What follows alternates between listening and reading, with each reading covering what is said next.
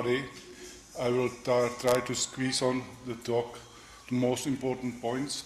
The first one, what you have to remember for the sake of the talk, that NMDA receptors are composed of 4 subunits.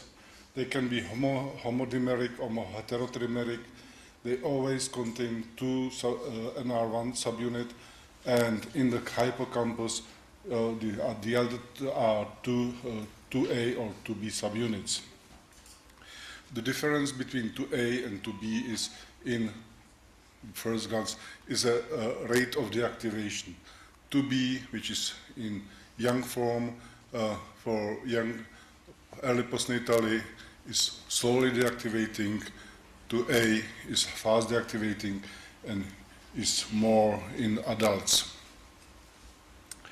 In the past, we have tried to understand what's going on, and we have studied point mutations in different regions of the receptor in order to understand what are the functional and pharmacological consequences. Simultaneously, we did biogenesis, how easily the receptor is transported to the membrane, and how the receptor goes to synapses. We were always able to find a defect, and usually we found several defects that were characteristic for one point mutation. We were not certain how these defects are related to a disease. Is there a direct link, or is there something in common, what goes from the molecule to behavioral stage? And if we read, and I went through the papers, the common word compensatory changes. If you couldn't explain something, you would use magic words. There are compensatory assumed changes which may explain that it doesn't fit exactly. We were focused on these compensatory changes. We generated 2 mice strains. One is nonsense mutations, which is basically the lax part of the M4 membrane domain and all the intracellular domain, and the missense mutation, which is, has a point mutation in the M4 region. Both these models are copy of a human variants, or are this one is intellectual disability, autism, and many other. The child was not able to walk and live on his own. This defect was less severe. So we had 2 prominent models, and we were eager to study what's going on. There's a big chunk of data which is squeezed to these portions. For the deletion, there was a shortening of the tau, shortening of the postsynaptic currents, and there was a little defect when we studied all aspects of behavior. Missense mutation was surprisingly quite similar, also shortening with the decay, and there was a defect in relearning. So this was the perhaps most prominent effect which we saw in the behavioral level. And the question is, what's going on the level of protein? And so we took advantage of mass spec, which allows you to identify individual subunits and to infer on the content of these subunits in particular tissue, and to measure the ratio. First, you see this is the normal distribution.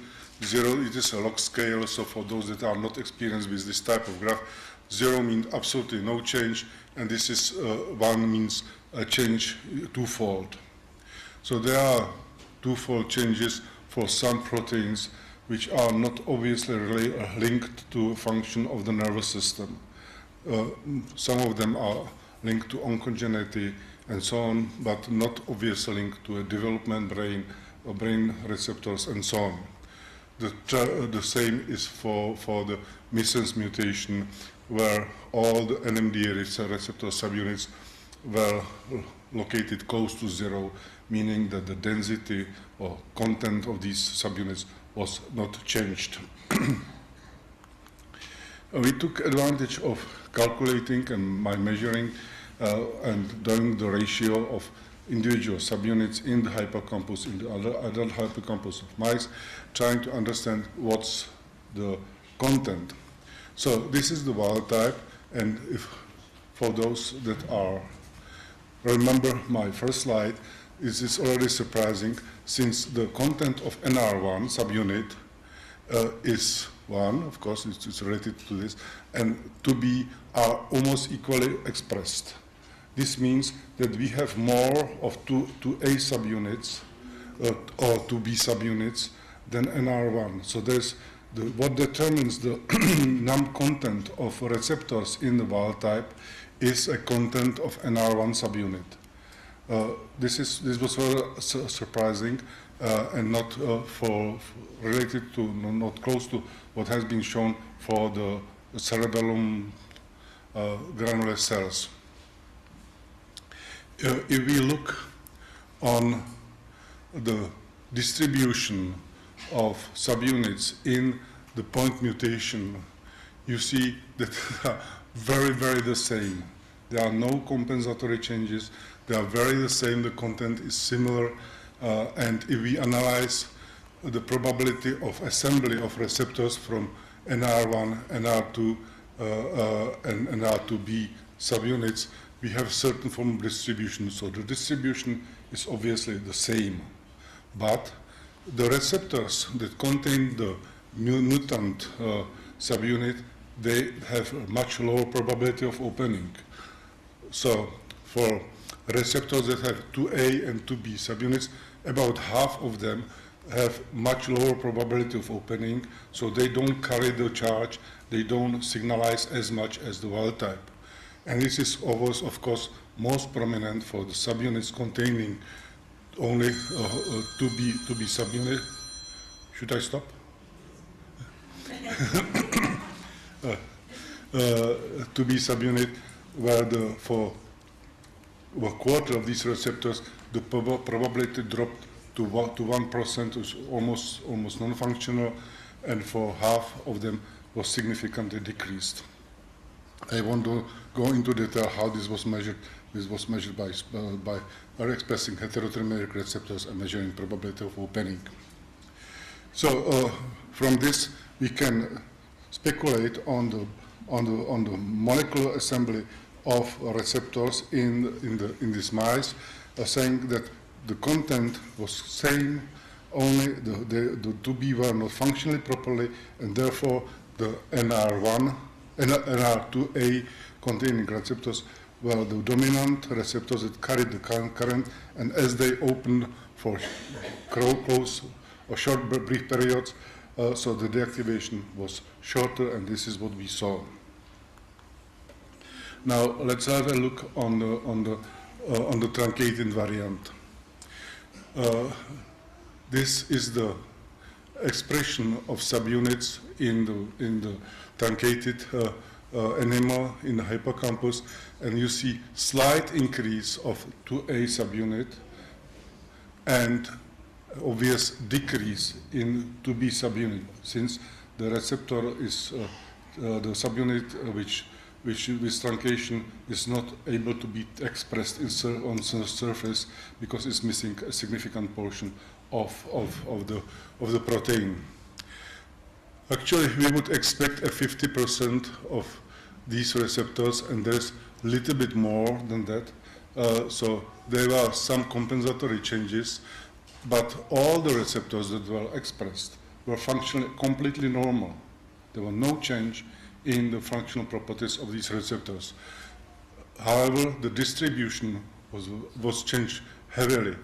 There were considerably about twice as much of 2A subunits.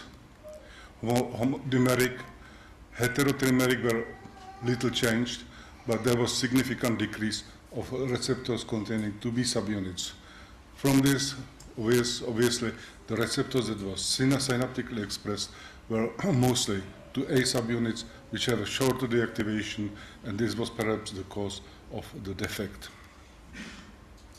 Just sum up what's going on, or what I just mentioned, that in the case of truncation, there is a decrease of 2B subunit, an increase of 2A subunit. In the case of missense mutation, no change in expression of A2A and 2B subunits.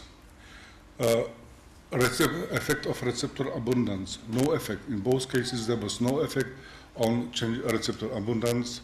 Effect on receptor composition, of course, in the LV mutation, no myocomposition shift.